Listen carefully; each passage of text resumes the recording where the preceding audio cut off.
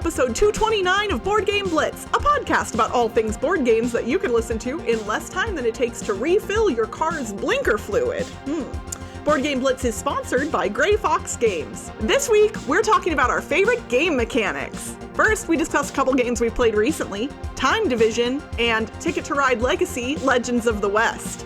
Then, we talk about which mechanics we always get excited to see in board games. And now, here are your hosts, Ambie and Crystal. One quick announcement before we hop into the main episode, and that is that 2 weeks from now, when our next episode drops, we will be at Dice Tower West here in Las Vegas, where I live. Yay! I'm only going for the weekend, even though I live here. Okay, yeah. I mean, you don't live here, but yes, my job, my days off are actually Sundays and Mondays now. And so technically the only day of the con that falls on one of my normal days off is the Sunday. And that's like the day everybody's leaving. So I did take off work Friday and Saturday so I could do the 3 days. But I was like, taking off 4 days of work. Yeah, like when you're a contract worker, that's not easy to do. Yeah. So I'm gonna miss out on a little bit of stuff, but yeah, I'm actually gonna fly into Vegas on Wednesday, I think. So I think we're taking Thursday and Friday off of school for the kids, but we aren't getting badges until the weekend. So because I mean, there's lots of stuff to do here, right? Yeah, we have all this other stuff we want to do, and we have kids. So once again, we're not going to be at the con like 24/7. Yes, but if anyone is attending Dice Tower West and wants to say hi, if you're not in our Discord already, that's probably the best place to try and coordinate a hello, if nothing else, but possibly even like gameplay or something like that. Obviously, everything is schedule dependent and whatever else is going on, but like, I know for me, since I don't have kiddos, if I'm available, I'll sit down and play a game with just about anybody. So I am happy to do that if anybody wants to play a game, unless it's a game I completely hate, and then I might say no, but there aren't a ton of those, so... But yes, come see us at Dice Tower West. Recently, I played Time Division, which I got as a review copy. I'm showing the cover on our YouTube, but it's what is it called when you can flip it upside down? Ambigram or something? No, an ambigram is... Okay, it's not actually an ambigram, but like the art is like two-sided kind of. Yes, because you flip it like... Yeah, there's face-up artwork and upside-down artwork. So it's written right side up and upside down as well. So it's not an ambigram, but it's just like, it looks cool. Yeah. Anyway, Time Division is a 2-player card game designed by Alexander Schreiber and published by Heidelberg Games. It is themed around like time travel, like you're going to different eras. Toby and I played it just like one era. There's 3 eras. There's an ancient Egypt, a Dark Ages, and an 80s era. So you can do like all 3 eras in a campaign or one era in the game. And so we just played the ancient Egypt era, which it says is for your like first game you play that. So the way the game works, it's a 2-player competitive game. You're trying to get the most points, and each round or each turn you each play one card. The cards have numbers and then powers. They say things that you can do, and the person who plays the higher card number gets to choose like which card gets activated for their power and which card gets scored. One of them that gets activated and the other one gets scored. You don't get to pick the same card for both, but so like you can choose like the other person's power gets activated but then your card scores, or vice versa. And so you're trying to score the card points, and like the number of the card that was played is the points that you would score in your score area. But then powers are different. Like it'd be like, oh, if the other card is this, then you can score that, or like you take a card from the score area and put it into your area, or something. Like different types of powers. And before you play, there's going to be like 6 rounds, 6 cards in your hand, and you play them all. Before you play, there's like a drafting phase where you take 3 cards from the deck, and each person gets 3 cards. You give 1 to your opponent, 1 to yourself, and 1 to this other pile, which is, I forget what it's called, but it's like a face-down card pile that can be used with some powers. So basically, you're kind of like, each person is going to end up ultimately picking 3 cards for themselves and 3 cards for their opponent, and then that's their final card they use. I didn't particularly like the game. That's a bummer. Yeah. It felt like playing the high card was just like super important, because being able to choose what happens, like you have the power, whoever plays the higher card has the power over which card gets triggered. And so like if the other card, if they played a power that was like really good and you don't want it to trigger, you just don't trigger it, and that's fine. You just let them score it, and like, okay. And then you get to trigger your power or something. Like you can always pick the better one if you have the higher card. And so it just ended up being like, we played it twice, and the second game was like, okay, let's just, when you're drafting, just take the high cards. So like, yeah, it seemed like there could be some cool combos, and I did manage to do like a cool blocking of like the high card so that Toby couldn't score one time because I had like a power that he didn't want to activate, but then he could just activate, or like he let me score, but it was like a 0 or a 1 scoring, so it just doesn't really do me any good. So, but yeah, and then also like the high cards, a lot of those, the powers were pretty decent too. So like I thought maybe the high powers would be less decent, like if it's a high card, less decent power, but then I guess if it was too bad, then like you trigger the power and it does nothing, which did happen sometimes too. Yeah, so I didn't particularly like it. Oh, another thing about the game is there's a lot of symbols. Each card has a different ability on it, but the abilities are all like, there's no words on it, it's all symbols. Oof. So like each card has symbols, and it all has a player aid, but it only has one player aid, which says what the symbols are. And it's like, well, I want one more so that both people can have it. And it's like reference of all of the symbols. So whoever lost the last game gets the player aid. Yeah, so like that type of game for me, like I used to be better with card-driven games with like lots of symbols, because like if you play it a lot, then you get into it and it's okay. And after I think the second game we were getting it a little bit more. I was like, okay, I recognize the symbol now and what it does and what it means. But for learning a game like that with all symbols, it was pretty hard, and just having one more player aid would have been incredibly useful. So yeah, that was Time Division, 2-player card game that I did not enjoy. All right. Well, I recently started a game that I had been wanting to play for quite some time, and we have not completed it yet, but I wanted to give my first impressions, and that is Ticket to Ride Legacy: Legends of the West. We've talked about many Legacy games here on the podcast, and we've also mentioned Ticket to Ride, the regular Ticket to Ride game, and some of its expansions over the years, but they finally decided to mash those two things together, and in 2023 they released Ticket to Ride Legacy, designed by Rob Daviau, Matt Leacock, and Alan R. Moon, published by Days of Wonder. This was obviously a pretty hot, like a buzzworthy title before it came out. A lot of people were really excited about this one, and then after it released, pretty much everything I heard about it was positive. Obviously, since it is a Legacy game, people are not generally going to be spoiling things within the box, and for those of you who are unfamiliar with the concept of a Legacy game, generally it is a game that you play over a series of games, kind of in a campaign style, but different from a campaign, you are usually changing the rules or the components of the game in some way after each game you play. And that can vary from game to game. Sometimes you'll be adding components, you might be removing components, you might be getting new rules, doing things differently. It is not a spoiler to say that in Ticket to Ride Legacy, you start with a very small board, and it is a puzzle-like board that you piece together. As soon as you open the box, you see that there will be other pieces of the board that will eventually come out, and you get to start unlocking those at a certain point and adding them on. And so the first few games, we've played 4 out of the 12 games in the campaign so far, and the first 4 have all gone relatively quickly because the board hasn't been expanded too much yet. If you're familiar with base game Ticket to Ride, you already know how to play basically right out of the box with a few exceptions,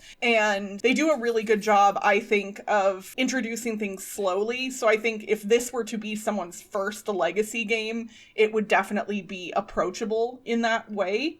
There was one physical item in the box that we got to open up, I think, right after the first game, and I was so excited to see it, and it's a very fun item. It's in normal life, I don't know how fun it is. It's, I guess you could call it office equipment to some degree, but in the context of this game, it's very fun, and I like using it, and so I'm loving Ambie's face right now, because I'm not saying what the thing is. Anyone who's played will know what item I'm talking about, and it's such a simple thing technically, but it adds a little bit of train feeling. Like it's neat. It's a neat thing to have in the box, and it's a fun thing to use. And yeah, we have so much content that we have not unlocked yet in this game. There's a section of the map that I will not name that we haven't unlocked yet, but we know the name. Well, I guess it's not a spoiler, because it's when you first open the box, you can see the names of all the regions that you can unlock, and one of them is called Haunted Wastes. And I don't know what that is, or what it means, or what's going to happen when we unlock it, but we haven't yet, although I think we might night pretty soon. So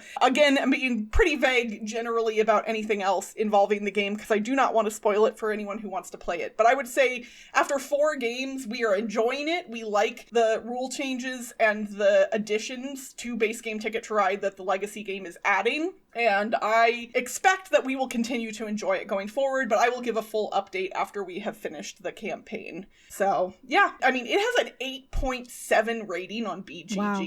Yeah. That's nonsense. I mean, I'm not saying that the rating isn't a deserved rating. I'm saying you don't see games with an 8.7 almost ever. Obviously, the type of people who are rating games on Board Game Geek are the type of people who would like this game, blah, blah, blah, blah, blah. But it's still, that's impressive, because gamers also love to hate on popular games, and yet this one's got an 8.7. So I expect we'll see some fun stuff as we continue. But yeah, that's Ticket to Ride. Yes, we are playing it 2-player. I don't know how different it would be multiplayer. So far, playing it 2 players has not seemed to hinder the experience in any noticeable ways. I guess that could change later on, but I like playing Ticket to Ride 2-player, because even when you can only build 1 route on the double routes, it still feels less stressful than a full player count game of Ticket to Ride where you have to wait 4 turns and you're just please, nobody take that route, nobody take that route, nobody take that route.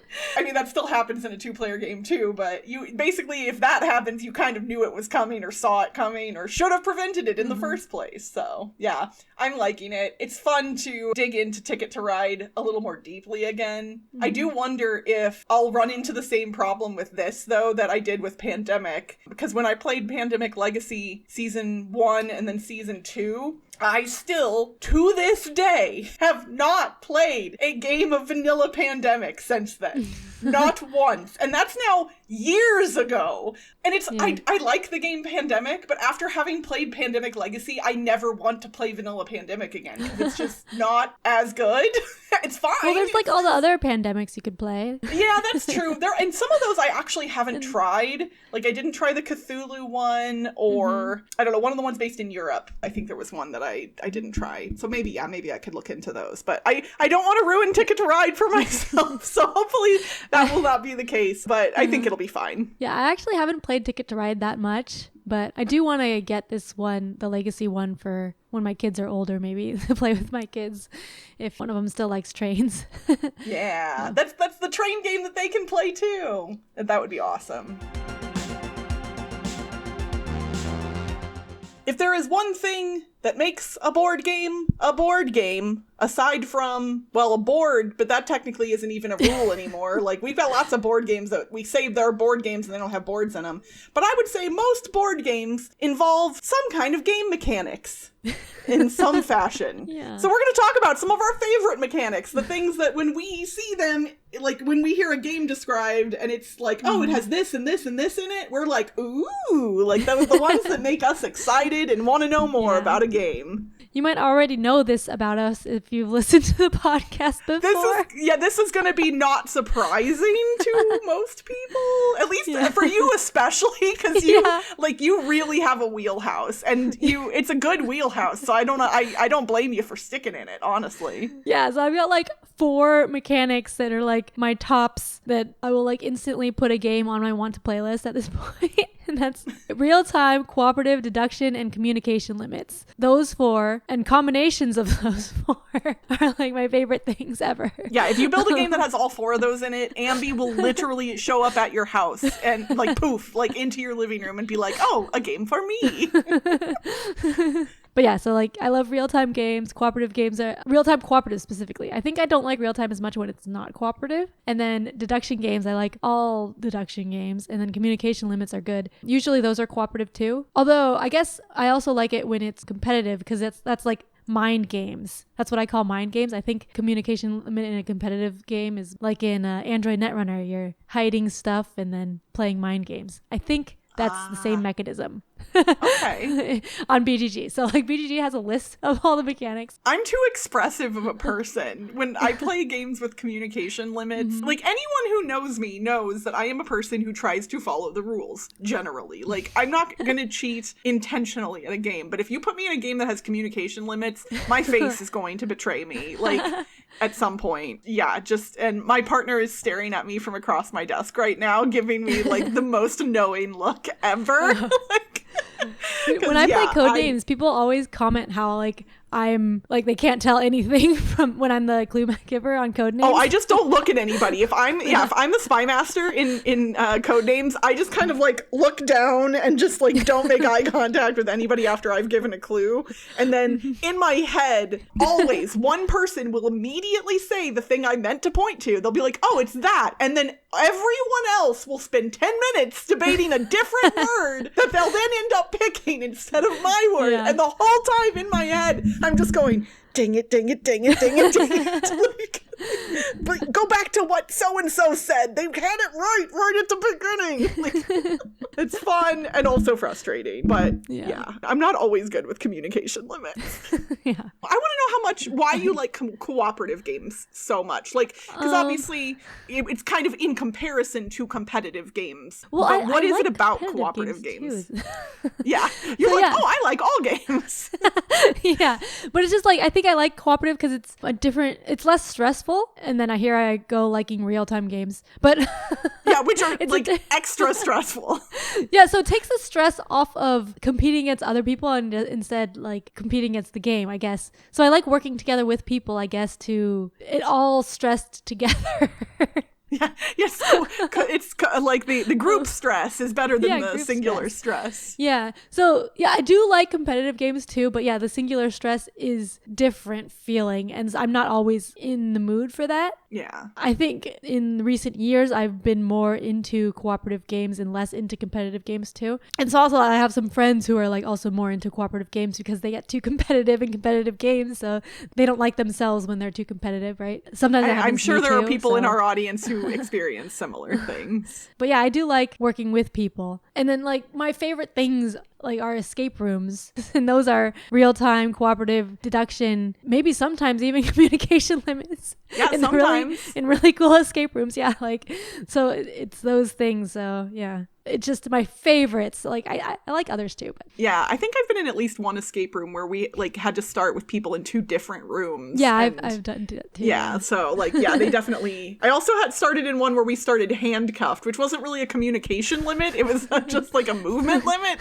And so the first thing we had to do was find the key to all of our handcuffs. That was fun. I don't know if movement limit is a board game mechanism, though. I don't think it is that's either. On BGG. Well, I mean, with some of the dexterity games where you have to like, I don't know, like there's certain ways you have to like dexterity mechanism. Ooh. For dexterity stuff, that is tough. I would say in general, I like stacking in dexterity games. It's kind of more generic, but it has been done in a bunch of different ways for different things. You know, you've got classics like Jenga or things like Beasts of Balance, where you literally have an app as part of the game, and when you put these little electronic plastic animals on top of each other, it changes things in the app. Or you've got things like Junk Art, where you're not just doing the same thing every time, but you are almost always stacking pieces to some degree. So I think it's a versatile dexterity mechanic, but I will admit I really love seeing different unique stuff in dexterity games, but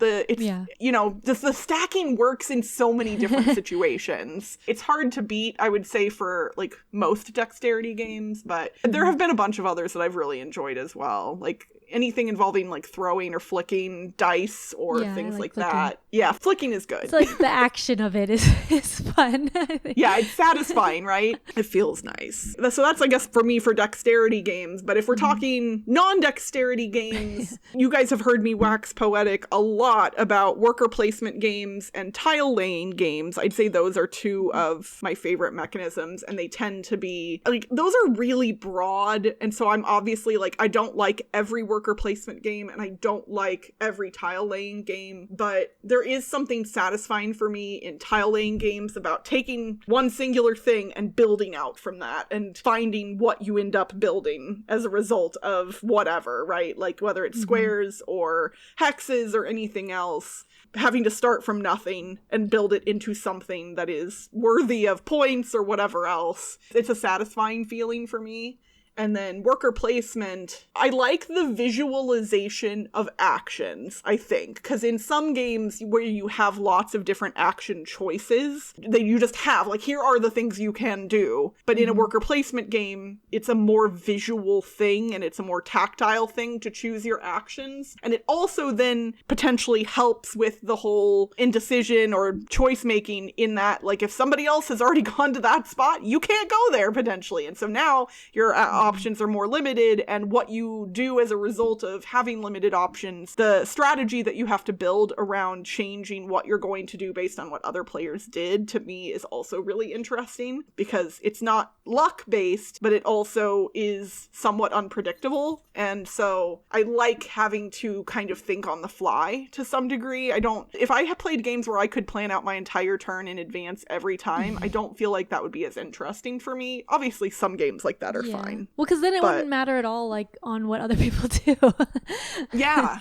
And that gets, like, there are games like that, right? Where what everybody else is doing has no bearing on you whatsoever at all. And it can be easy to potentially tune out during other players' turns, which can lead to either you not knowing what's going on or potentially you being distracted and making the game take longer. There's a lot of downsides potentially to that. And I like being engaged in the game as much as possible, you know, when I can. So I also like worker placement when action drafting is like, I like both of those. Those are up there for me. They're just not my immediate want to play list. But yeah, like a lot of my games that I like are worker placement. A lot of the heavier games, like the Vale Lacerda games that I like, my favorites of his are worker placement ones. You might only have one worker, but it's still worker placement because you're like doing the actions. And I like having to plan ahead and doing different things. And then also like trying to block other people or like seeing what they want to do and like, okay, wait, they're going to try to take this, so I have to do this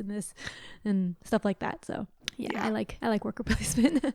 Yep. Some other mechanics that I really like, but don't see, I would say, as often in games, the I cut, you choose mechanism. There have been a few more games that have come out with that mechanism in recent years, not all of which I have gotten a chance to try. But I don't know what it is about it. I think it's like my core, my inner being wants things to be fair. And I feel like I cut, you choose forces people to be fair about things. And so like I think that's satisfying. That fair, like. Yeah, like you have to, basically. You have to make things either better for the other person or as equitable as possible, because otherwise they're always going to take the better thing and you get screwed. So you have to be nice. And I like when people are forced to be nice because I don't like jerks. So I think that's why I like I cut, you choose games. Another one, which I'm kind of grouping three into one here, but I love trick taking, ladder climbing, and card shedding games, which all to me fall into the same kind of category. And I've played a lot of them over the past few years as they've been kind of really popular, and a lot of publishers have picked up some interesting ones. Yeah, I'm hard pressed to name a single one that I've played and disliked, truly. Like, there are some that I'm like, oh, that was fine, but I don't tend to dislike games in this genre. I think, for the most part, they almost all hit for me, so. One other really big one for me is narrative choice, which you also don't find very often in games because it usually involves a whole lot of work and writing from whoever's publishing the game up front, and we've had some really, really good examples of games with narrative content over the years. Tales of the Arabian Nights is a older but really good example of this. Yeah, I like that one too. Yeah, like that's one that a lot of people really like, and I know it just got or is getting like that mechanism. Yeah, it's I was looking fun. Sherlock Holmes Consulting Detective has that. I was just looking up like, oh, what?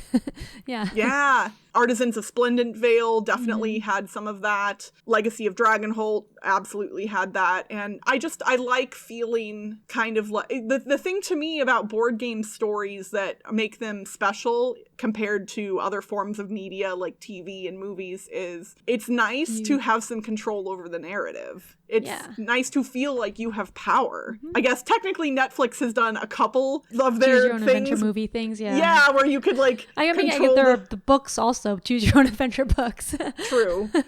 Books to me feel like a different type of experience because they're a very solo activity, whereas board games generally are a group activity, and movies and TV shows can be as well. But I like having that power, and I like not knowing where something is going. I like that feeling of not like, okay, it's not definitely going to be Prince defeats the dragon and the prince wins the princess's hand in marriage kind of a thing. Like, I like that, oh my, we don't know what's going to happen. And in at least one of those games that I mentioned, for instance, like a character died as a result of some choices I made. I'm being vague now because of spoilers, and so I won't even say which one it was, but like, it was a moment that really, really struck me. And like, I was like, oh my gosh, if I had done something differently, could I have saved them? And I think the answer is yes, but I don't know how. And I think it really just adds some emotional weight to board games, and I really enjoy that. So we would love to hear from you all what your favorite board game mechanics are. So hit us up on social media.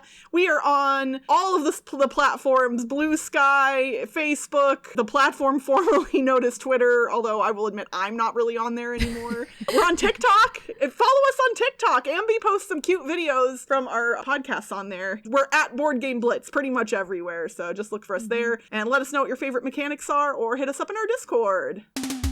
And that's it for this week's Board Game Blitz. Visit our website, boardgameblitz.com, for more content and links. This episode was sponsored by Grey Fox Games. February 25th is fast approaching, and we hope you're just as excited as we are, because that's the day Champions of Midgard's 10th Anniversary Collector's Edition is coming to Kickstarter. And as always, Blitzketeers get a special offer when shopping at greyfoxgames.com. Use the code BLITZ10 at checkout to get 10% off your entire cart, including exclusives. Join the Blitzketeer community on Discord for game nights, discussions, and more by following the link in the show notes. Support the show by leaving us a rating and review on your podcast provider. And if you like us a lot and want to support us monetarily and get some cool perks, check out our Ko-fi at ko-fi.com/boardgameblitz today. Our theme song was composed by Andrew Morrow. Until next time, it's too late. It's too late. Roll the die. Oh, roll the die. Game nights just passed us by.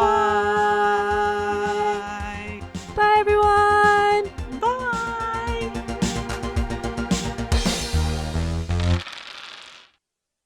The dog is like whining because I said goodbye to you, and so he thinks I'm getting up. When I say bye to people on Zoom, they think I'm getting up away from my computer now, and I'm like, no, not always. This week, we're talking about our favorite game mechanics. Oh, I said put mechanisms there. Hold on.